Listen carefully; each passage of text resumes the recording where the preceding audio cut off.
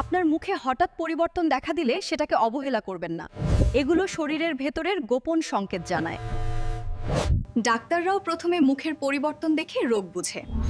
আজ জানবেন কোন দাগ বা ব্রণ কোন সমস্যার ইঙ্গিত দেয়। কপালে ব্রণ হলে বুঝুন লিভারে চাপ বেড়েছে, শরীর টক্সিন বের করতে পারছে না, দ্রুত পানি বাড়ানো জরুরি। নাকের পাশে নিয়মিত ব্রণ হলে চিনুন এটি হরমোনের বিশৃঙ্খলা, বিশেষ করে মেয়েদের ক্ষেত্রে মাসিকের পরিবর্তনের ইঙ্গিত দেয়। ঠোঁট অতিরিক্ত শুষ্ক হওয়া শরীরে পানির মারাত্মক ঘাটতি নির্দেশ করে। প্রতিদিন যথেষ্ট পানি পান করা অবশ্যই জরুরি।